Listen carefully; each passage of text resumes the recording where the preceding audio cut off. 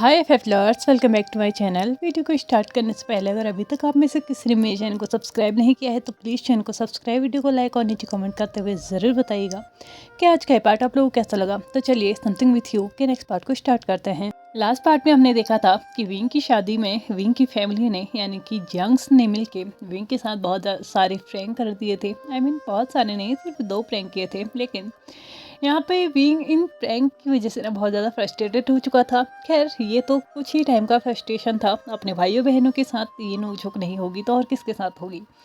इसलिए finally wing room के अंदर एंटर कर चुका था। रूम के अंदर जाते ही उसे महसूस होता है कि रूम के अंदर कोई भी नहीं था। यानी कि लानवांग जी जब तक विंग बाहर उन लोगों के साथ सेटलमेंट करने में लगा हुआ था, यहाँ पे लानवांग जी वॉशरूम के अंदर अपना नाइट रूटीन करने लगा था। यहाँ पे बहुत ज़्यादा लेट हो चुका था, अब उसे सोना भी था। लेकिन जैसे ही वो अपनी शावर को कंप्लीट करके बाहर निकला ही था तो उसे बेड में बैठा हुआ विंग दिखता है और वो उसको बोलता है कि जल्दी से वो भी शावर ले ले। उसके बाद उससे बहुत ज़्यादा बातें करनी है। यहाँ पे विंग लानवांग जी के इस फेस को देख के बहुत ज़्यादा खुश था, क्योंकि लानवांग जी की प्रेगनेंसी की वजह से वो दिन प्रतिदिन अपना ग्लो जो था ना वो और भी ज़्यादा बढ़ाते जा रहा था और उसका फेस और भी ज़्यादा सॉफ्ट सा महसूस होने लगा था। इवन उसकी तो बॉडी में भी कुछ चेंजेस आने लगे थे जो कि विंग को काफ़ी अच्छे लग रहे थे। लेकिन यहाँ पे विंग की हालत अभी भी खस्ता ही थी। हाँ, उसने डॉक्टर से कंसल्ट किया था, उसने कुछ मेडिसिन्स ली थी जिसकी वजह से उसे उतनी वॉमिट तो नहीं होती थी और डॉक्टर ने भी उसको बोला था कि कुछ टाइम के बाद ये ठीक हो जाएगा। लेकिन हाँ, फिर भी उसकी हालत इतनी भी अच्छी नहीं थी। अपनी फेवरेट चीज़ों को खा नहीं पाता था क्योंकि अब उसे वो पसंद नहीं आती थी और जो उसे पसंद आती थी वो उसको कभी पसंद ही नहीं थी। इतना फीका फीका सा खाना तक उसको पसंद आने लगता था कभी कभार। यहाँ पे विंग अपने को ही देख के बहुत ज़्यादा फ्रस्ट्रेटेड था। लेकिन फिर भी वो इस बात से भी खुश था कि बहुत जल्द ही उसकी फैमिली 1 से 2, 2 से अब 3 होने वाले हैं। यहाँ पे वो भी शावर के लिए जा चुका था और लानवांग जी अपने बॉडी लोशन अप्लाई करते हुए अपने आप को मिरर में देख रहा था और अपने आप को देखते हुए वो शाय फील करने लगा था, क्योंकि कहीं ना कहीं उसके दिमाग में चल रहा था कि ये उनकी वेडिंग की फर्स्ट नाइट है और कुछ ना कुछ स्पेशल तो होना चाहिए। कम से कम 15 से 20 मिनट के बाद विंग भी अपना नाइट रूटीन करके शावर वगैरह लेके बाहर आ चुका था। लेकिन तब तक वो देखता है कि लानवांग जी डेली की तरह अभी भी बेड में सोया हुआ था और उसके हाथ में अभी भी एक बुक थी जो कि मैडम यू ने उसे दी हुई थी। प्रेगनेंसी की वजह से मैडम यू ने उसे बोला था कि जितनी भी चीज़ें पॉजिटिव चीज़ें वो अपने आसपास रखेगा और पॉजिटिव चीज़ों को ही सोचते रहेगा, उतना ही अच्छा असर उसकी हेल्थ में होगा। इसलिए उसको एक बुक भी दी गई थी जो कि एक पॉजिटिव स्टोरी के ऊपर बेस्ड थी। यहाँ पे लानवांग जी डेली उस बुक को पढ़ा करता था। वो एक नोवेल थी, बुक नहीं थी। यहाँ पे विंग भी अपने टॉवल से अपने बालों को सुखाते हुए फाइनली अपने बेड पे जाके बैठ चुका था और वहाँ पे जाके उसने लानवांग जी को हल्का सा टच किया और उसे अपनी तरफ खींचने की कोशिश की कि अब वो कडल करके सो सके। लेकिन यहाँ पे लानवांग जी के दिमाग में कुछ चल रहा था, मानो कुछ क्वेश्चंस थे जो कि वो विंग से पूछना चाहता था। विंग को जैसे ही वो अपने पास महसूस करता है तो वो विंग की तरफ मुड़ते हुए बोलता है, 1 मिनट, मुझे तुमसे कुछ क्वेश्चंस करने हैं। तो यहाँ पे विंग उसको एक कन्फ्यूजिंग लुक के साथ देखते हुए बोलता है, क्या क्वेश्चन करने हैं? तो तभी लानवांग जी आंसर करता है, तुमने मेरे फैमिली को यहाँ पे बुलाया, मैं काफ़ी खुश हूँ। लेकिन मुझे एक चीज़ समझ में नहीं आती है, इतने ही दिनों में तुमने मेरे फैमिली को कन्विंस कैसे कर लिया? मैं अपनी फैमिली को बहुत अच्छे से जानता हूँ। वो बहुत ज़्यादा स्ट्रिक्ट हैं, भले ही वो मुझे कभी भी किसी के जिसको मैं नहीं चाहता या फिर जिससे मैं प्यार नहीं करता उसके साथ शादी करने के लिए फोर्स नहीं करते। लेकिन फिर भी वो उस इंसान की जांच करने में न जाने कितना टाइम लगा देते। लेकिन यहाँ पे तो तुमने 1 हफ्ते में ही ये सब कुछ करके दिखा दिया। आखिरकार इतनी जल्दी तुमने ये सब कुछ कैसे कर दिया? हाँ, मानता हूँ तुम फेमस हो, लेकिन फिर भी बिहेवियर वाइज भी मेरे घर वालों के लिए बहुत कुछ मैटर करता है। क्या तुमने इस 1 हफ्ते में उन्हें ये श्योरिटी दिला दी कि तुम मेरे लिए परफेक्ट हो? लेकिन जितना मुझे याद है, मैंने इस 1 हफ्ते में ना ही तुम्हें कभी तुम्हारा फ़ोन ज़्यादा यूज़ करते हुए देखा, ना ही मुझसे ज़्यादा दूर रहे। तो तुमने ये सब कुछ कब कर लिया? तो यहाँ पे लानवांग जी के इस क्वेश्चन को सुनते हुए विंग हल्की सी मुस्कुराहट के साथ बोलता है, मुझे लगता है अब तुम्हें सब कुछ बता ही देना चाहिए। यहाँ पे वो लानवांग जी को अपनी तरफ खींचता है, उसके सर पे हाथ फेरते हुए उसके सर को अपने चेस्ट पे रखता है और यहाँ से उसे बताना शुरू करता है कि आखिरकार ये सब कुछ कैसे हुआ। विंग स्टार्ट करता है उस बात को जो कि लगभग 2 साल पहले मतलब हुई थी।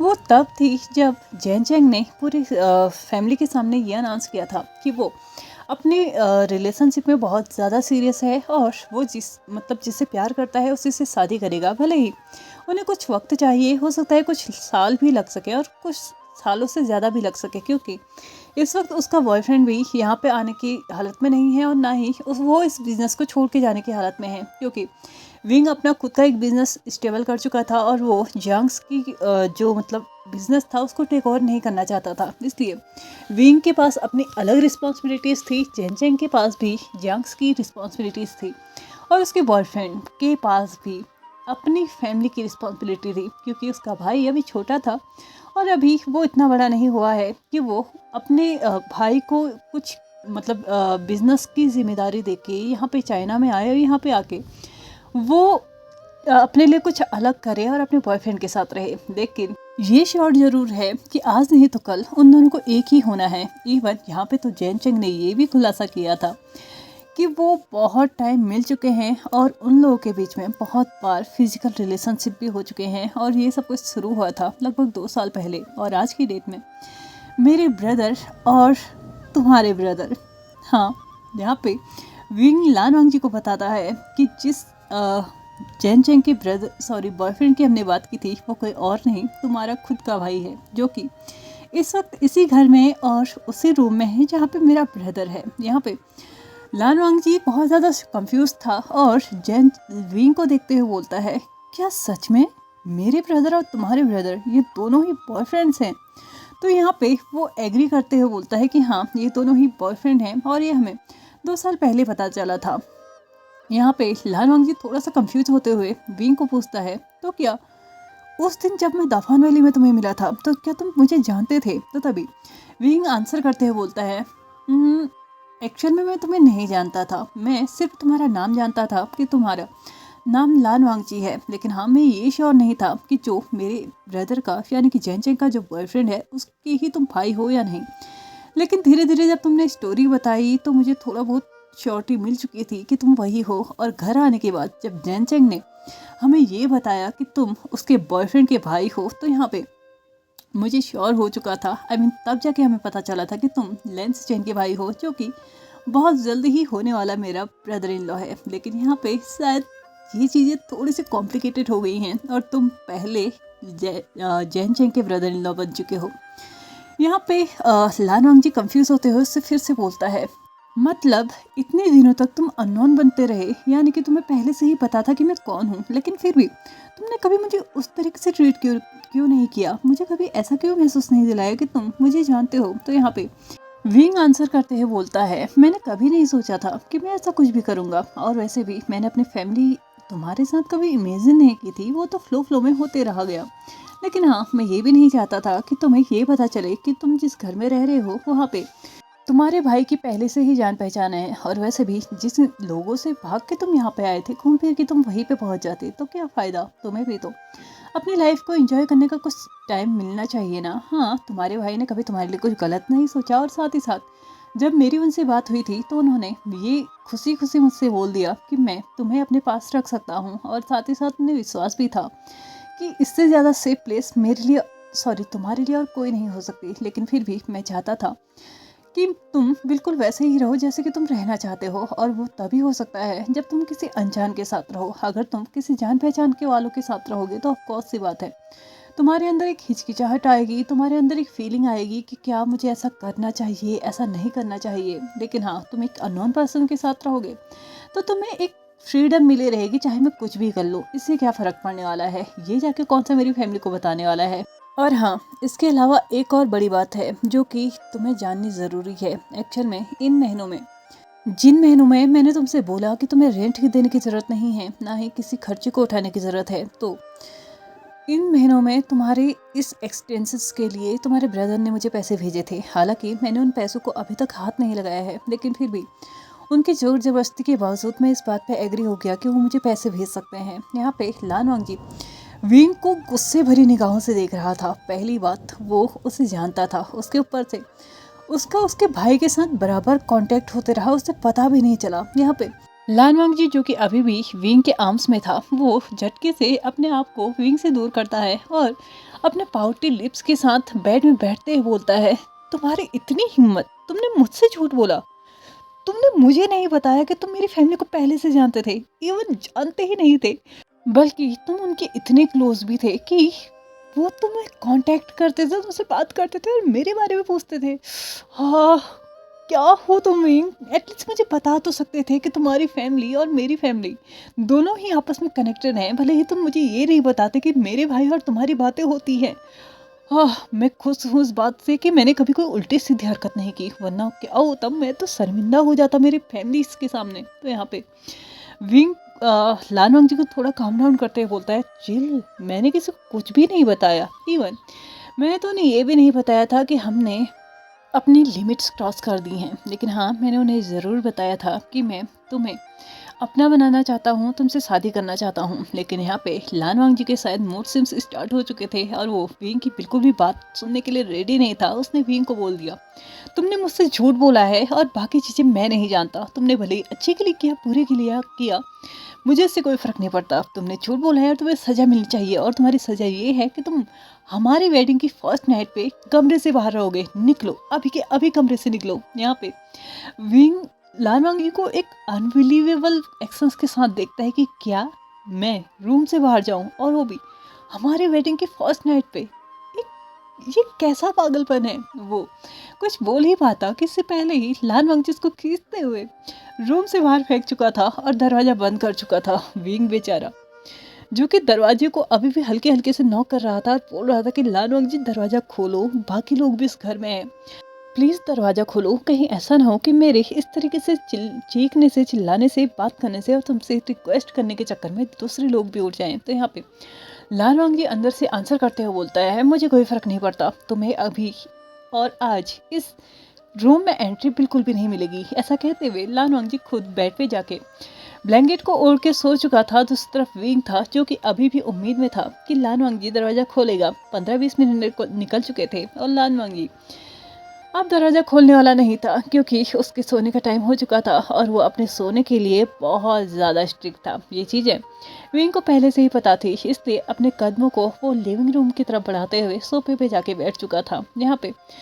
अभी 15 मिनट निकले ही थे और वो अपने फ़ोन में गेम खेल ही रहा था कि तभी उसे एक और इंसान अब के उसके बगल में महसूस होता है। तो वो अपने सर को उठाते हुए उस इंसान की तरफ देखता है, तो वो उसको देख के बहुत ज़्यादा सरप्राइज था, क्योंकि उसने उम्मीद नहीं की थी कि आज की रात ये यहाँ पे होगा।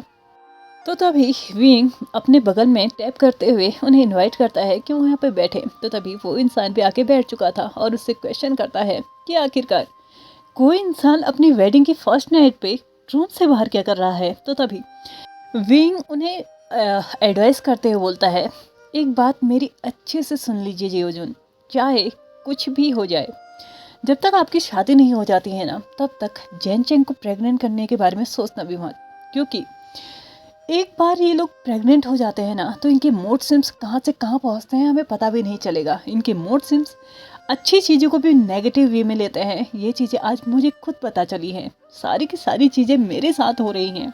खाने को देख के मैं परेशान हूँ, वॉमिटिंग मुझे हो रही है, मॉर्निंग सिकनेस मुझे है, डिजीनेस मैं फील करता हूँ, और साथ ही साथ सिकनेस भी मुझे ही है, टायर्डनेस मुझे ही है। बस नहीं है तो ये मूड स्विंग्स, मुझे नहीं पता कि ये जाके उसके पास कैसे चली गई, ये भी मुझे होनी चाहिए थी ना।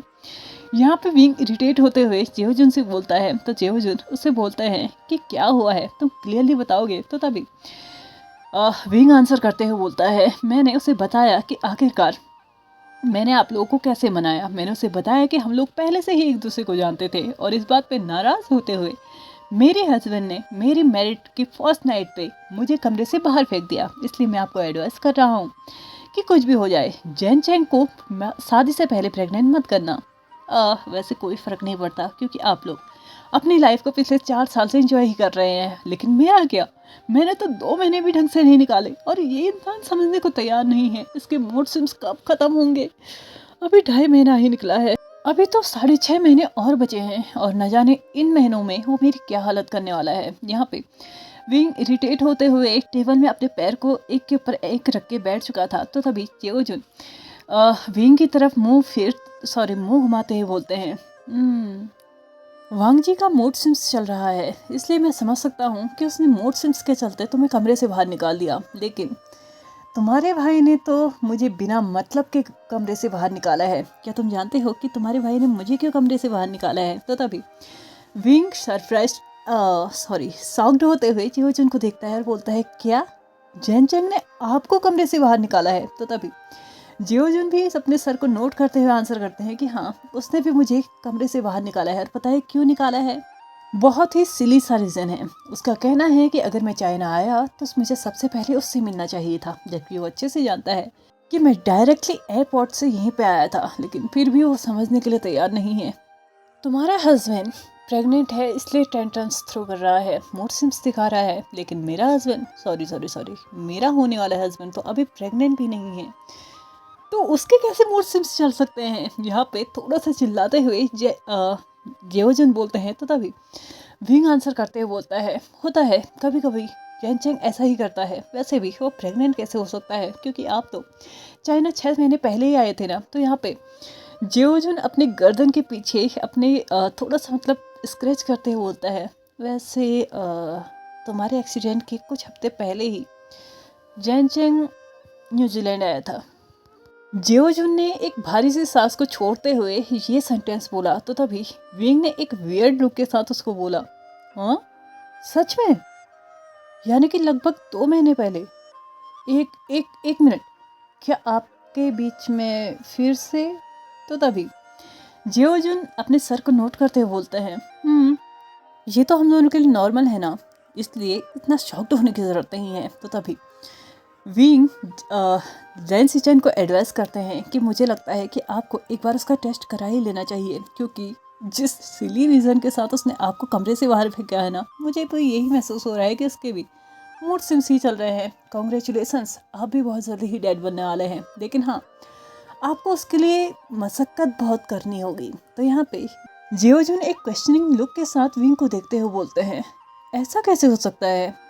मुझे कोई सिम्टम्स महसूस नहीं हो रहे और ना ही जैन चेंग ने मुझे ऐसा कुछ बताया, तो ऐसा कैसे हो सकता है? तो तभी विंग आंसर करते हुए बोलता है, ज़रूरी नहीं है कि हर केस में हमारे पार्टनर को हमारी चीज़ें महसूस हो।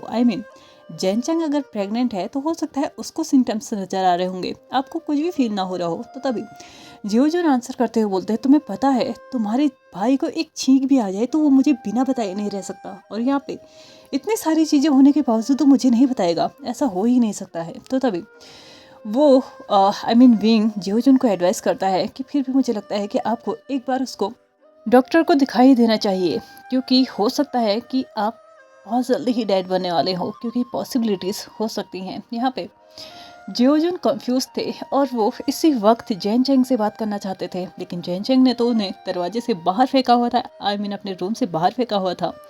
लेकिन फिर भी विंग उनको बोलते हैं कि वो उसको थोड़ा मनाएंगे तो वो मान जाएगा, इसलिए जाके उसे मनाइए और बात कीजिए। यहाँ पे जियोजुन विंग की बात मानते हुए अपने कमरे में जा चुके थे। दूसरी तरफ विंग था जो कि अपने रूम में जाने की सोच ही रहा था कि लेकिन फिर से उसका ध्यान उसके फ़ोन की तरफ जा चुका था, जिसमें वो आराम से गेम खेल रहा था। लेकिन तभी उसे महसूस होता है कि उसके किनारे पे फिर से कोई खड़ा था, और वो कोई और नहीं, उसका हस्बैंड था।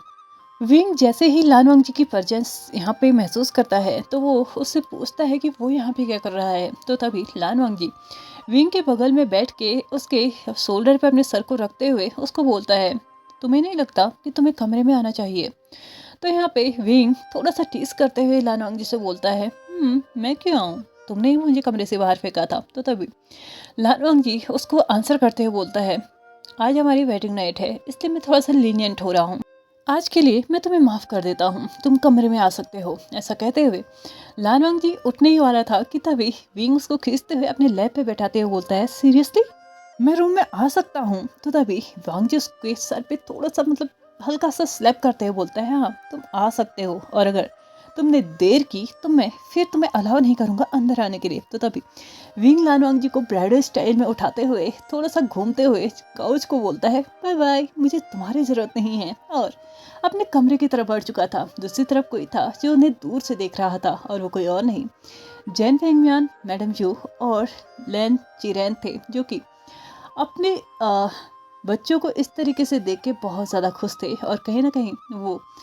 अब जो 2 कपल बचे हुए थे उनके बारे में भी सोचना शुरू कर चुके थे। विंग और वांग जी अपने कमरे में पहुंच चुके थे और विंग ने लान वांग जी को आराम से बेड पे लुटा दिया था और खुद उसके साइड में जाके उसको टाइटली हग करते हुए, इतना भी टाइट नहीं, मतलब कडल करते हुए वो सो ही चुका था कि तभी लान वांग जी विंग को एक वियर्ड लुक के साथ देखते हुए मतलब कुछ सोच रहा था। तो तभी विंग उससे बोलता है कि क्या तुम कुछ कहना चाहते हो। तो यहाँ पे लान वांग जी हेजिटेट करते हुए बोलता है, आज हमारी वेडिंग नाइट है ना। तो तभी विंग उसके लिप्स पे फिंगर रखते हुए उसको चुप करा देता है ताकि वो आगे ना बोल सके, क्योंकि शायद विंग समझ चुका था कि लान वांग जी क्या कहने की कोशिश कर रहा है। तो तभी विंग अपने मुंह से अपने शब्दों को बाहर निकालते हुए बोलता है, मुझे पता है तुम क्या कहने की कोशिश कर रहे हो और हो सकता है कि तुम्हारे आने वाले टाइम में तुम्हें और भी ज़्यादा इस चीज़ की क्रेविंग हो, लेकिन मैं चाहता हूँ कि पहले इस सब के बारे में मैं डॉक्टर से कंसल्ट करूं, वरना